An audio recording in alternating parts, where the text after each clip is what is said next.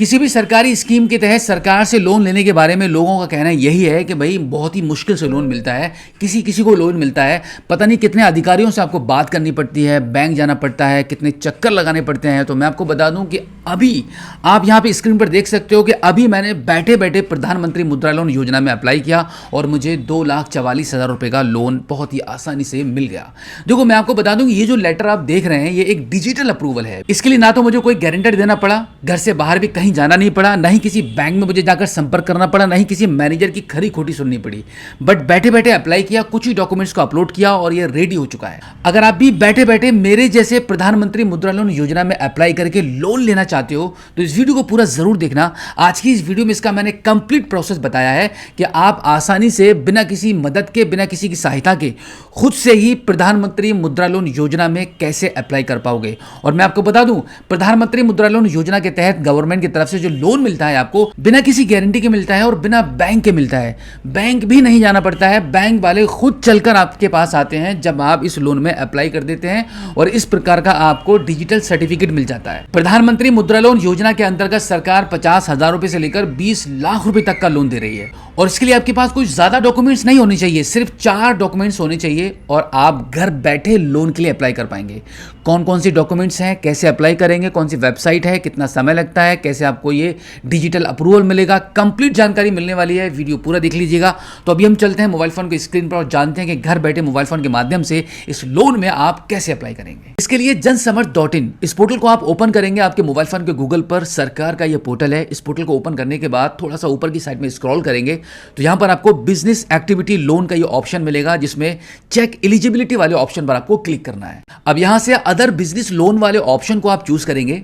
अब यहां से आपसे जो कुछ भी पूछा जा रहा है आप अपने अनुसार इन ऑप्शंस को चूज करेंगे। उसके बाद लास्ट में आपको कितना लोन चाहिए वो अमाउंट एंटर कर देंगे एंड देन आपके पास आपका खुद का पैसा कितना है जो आप अपने बिजनेस में इन्वेस्ट करना चाहते हैं उसको आप एंटर करेंगे और फाइनली कैलकुलेट एलिजिबिलिटी वाले ऑप्शन पर आप क्लिक कर देंगे। अब यहां पर आपको आपकी रिक्वायरमेंट के मुताबिक आपको बता दिया जाएगा कि आपको लोन कितना मिलने वाला है, मंथली ईएमआई आपकी कितनी बनेगी, रेट ऑफ इंटरेस्ट कितना लगेगा और आपका लोन टेन्योर कितना रहेगा। अब इसके बाद आप लॉग इन टू अप्लाई वाले ऑप्शन पर आप क्लिक करेंगे। अब यहां पर लॉगिन करने के लिए अपने मोबाइल नंबर ओटीपी के माध्यम से लॉगिन कर लेंगे और फिर सक्सेसफुली लॉगिन होने के बाद अब आप एक बार फिर से इसको प्रोसीड करेंगे। अब यहां पर इस पोर्टल पर रजिस्ट्रेशन और लॉगिन करने के दौरान अब तक आपने जितनी भी डिटेल्स फिल की है उनका रिव्यू कराया जाएगा। अब आप इसको कंटिन्यू कर दीजिए। अब देखो मुद्रा लोन अप्लाई करने के लिए आपके पास क्या क्या डिटेल्स और क्या क्या डॉक्यूमेंट्स होनी चाहिए वो यहां पर आपको बताया जा रहा है।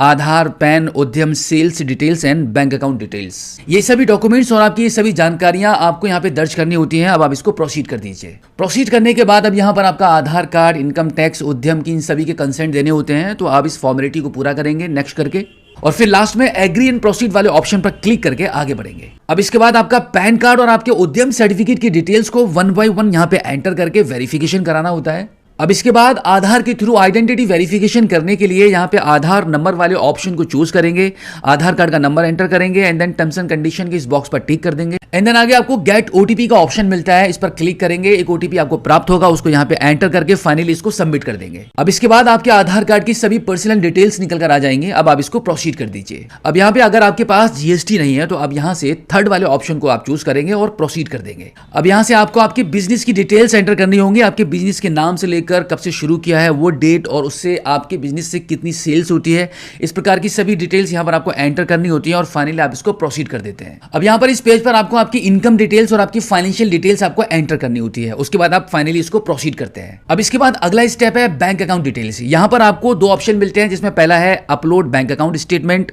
और दूसरा है वेरीफाई अकाउंट। यहां पर आपको डिजिटली आपका बैंक अकाउंट की डिटेल्स शेयर करने के लिए वेरीफाई अकाउंट वाले ऑप्शन को चूज करना है।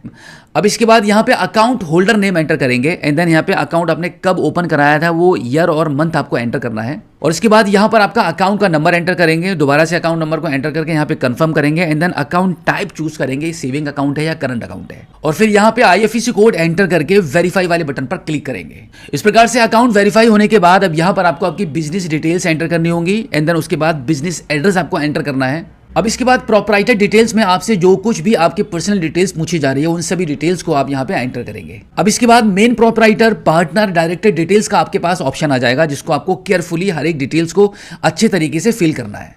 सभी डिटेल्स को अच्छे से फिल करने के बाद अब फाइनली आप इसको प्रोसीड करेंगे। अब इसके बाद बिजनेस एंड लोन डिटेल्स का पेज आपके मोबाइल फोन की स्क्रीन पर आ जाएगा, जहां पर आपको details of machinery and equipment के बारे में बताना होता है कि आपके पास क्या क्या है, क्या मशीनरी है, वो जितनी भी डिटेल्स यहां पर आपसे पूछी जा रही है, इंडस्ट्री, सेक्टर, सब सेक्टर, वो सब आपको यहां पे एंटर करना है। अब इसके बाद आपकी बिजनेस के अकॉर्डिंग आपकी monthly sales and expenses details यहां पर आपको एंटर करनी होती है, जैसे कि average monthly sales, monthly cost for raw materials, stock, जो कुछ है, जो कुछ भी पूछा जा रहा है उस सभी डिटेल्स को आप सही से एंटर करेंगे।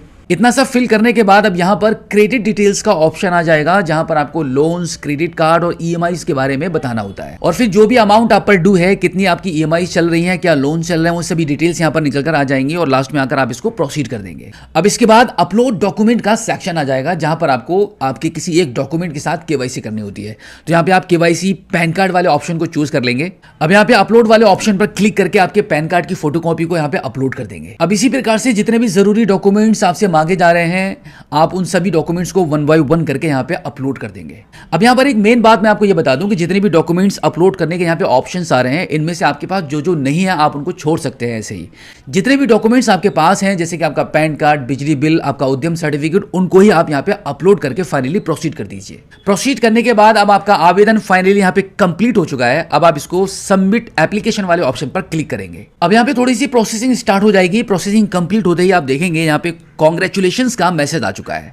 अब यहां पर आप देख सकते हैं कि आपकी एरिया की अलग अलग बैंक्स का अलग अलग अमाउंट और अलग अलग रेट ऑफ इंटरेस्ट के ऑफर्स यहां पर आपको शो हो रहे हैं। अब यहां पर आपको सबसे ज्यादा जो बैंक लोन अमाउंट ऑफर कर रही है और एक जेन्युइन इंटरेस्ट के साथ, उसको आप चूज कर लीजिए। यहां पर हमें सबसे ज्यादा जो बैंक लोन अमाउंट ऑफर कर रहा है वो है स्टेट बैंक ऑफ इंडिया, 2,24,000 रुपए का, तो इसी को हम सिलेक्ट कर लेते हैं। अब इसके बाद आपके डिजिटल अप्रूवल लेटर को डाउनलोड करने का ऑप्शन आ जाएगा, इसको आप डाउनलोड कर लीजिए। अब आपको कुछ नहीं करना है, 1 या 2 दिन के अंदर बैंक की तरफ से आपको कॉल आ जाएगा और बैंक अधिकारी चलकर खुद आपके घर पर आएंगे और आपको लोन प्रोवाइड करा दिया जाएगा। तो देखा आपने कितने आसान तरीके से प्रधानमंत्री मुद्रा लोन योजना में हमने बैठे बैठे अप्लाई कर दिया और हमें मैक्सिमम लोन अमाउंट 2,44,000 रुपए का मिल चुका है। अब देखो, लोन आपको मिलेगा या नहीं मिलेगा या कितने का मिलेगा, ये डिपेंड करता है बैंक की पॉलिसी पर और आपके सिविल स्कोर पर।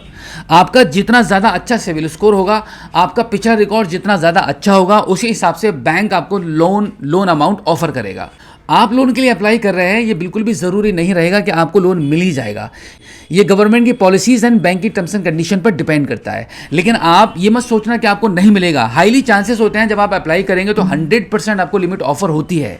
अब देखो, इस योजना के अंतर्गत सरकार से लोन लेने के लिए जो भी लिमिट आपको ऑफर हुई होगी लोन के लिए, और जैसे ही आपका ये डिजिटल अप्रूवल मिल जाता है आपको, जो सर्टिफिकेट अभी मैंने आपको दिखाया था, उसके बाद क्या होगा कि बैंक कर्मचारी खुद चलकर आपके घर पर आएंगे, आपको कांटेक्ट करेंगे और आपसे मिलेंगे और आपको लोन प्रोवाइड किया जाएगा।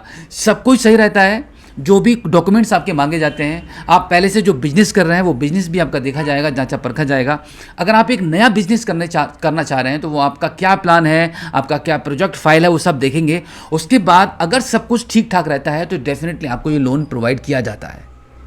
तो बिल्कुल इसी प्रकार से घर बैठे आप भी खुद से अप्लाई कर लीजिए। अगर आप भी कोई नया धंधा शुरू करना चाहते हैं या अपने पहले से कोई धंधा कर रहे हैं उसमें पैसा लगाना चाहते हैं, तो सरकार से इस प्रकार से आप 20 लाख रुपए तक की मदद ले सकते हैं। तो उम्मीद करता हूं कि आज की इस वीडियो में जो जानकारी मैंने आपके साथ शेयर की है, आई होप आपको काफ़ी अच्छी लगी होगी। अगर आप पहली बार हमारे स्मार्ट शॉप यूट्यूब चैनल पर आए हैं और अभी तक आपने हमें सब्सक्राइब नहीं किया है, जो प्लीज़ एक बार सब्सक्राइब जरूर कीजिएगा और बेल आइकन को प्रेस कीजिएगा। तो फिलहाल आज की इस वीडियो में इतना ही। मिलते हैं आपसे किसी और एक अगली वीडियो में एक नई जानकारी के साथ, एक नई अपडेट के साथ और एक नए जोश के साथ। तब तक के लिए जय हिंद।